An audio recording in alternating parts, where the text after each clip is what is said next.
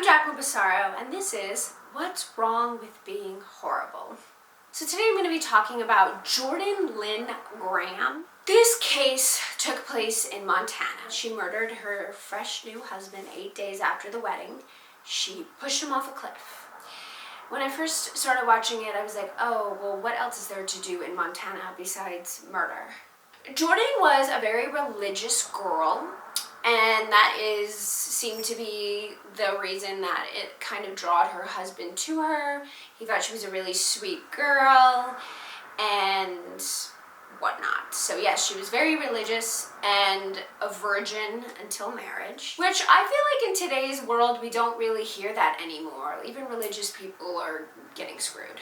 She married him, and then 8 days later she pushed him off a cliff. And apparently the following day she was seen skipping through the street eating ice cream.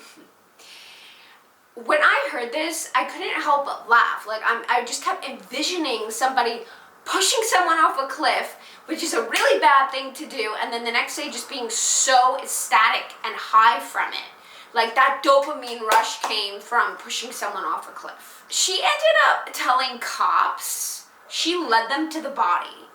She led them to the body because she told cops that God told her where to find his body.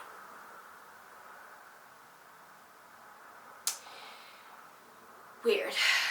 I don't know how anyone could be that dense thinking that they're gonna get away with that and trick cops like that. It's almost mind-boggling how people who are first-time killers think that they're gonna mess with police. Like, if you're gonna attempt to mess with detectives and police, you can't be a novice killer. You have to be experienced, like a Bundy or like the BTK killer or like me. So she lets cops to the body, and then of course she does end up getting convicted, and she got convicted for a 30-year sentence. So she was 22 years old when she was going to be locked up. So she's going to get out at 52 years old. So some people are upset that she didn't get a life sentence, but here's the thing. All of her best years will be behind her.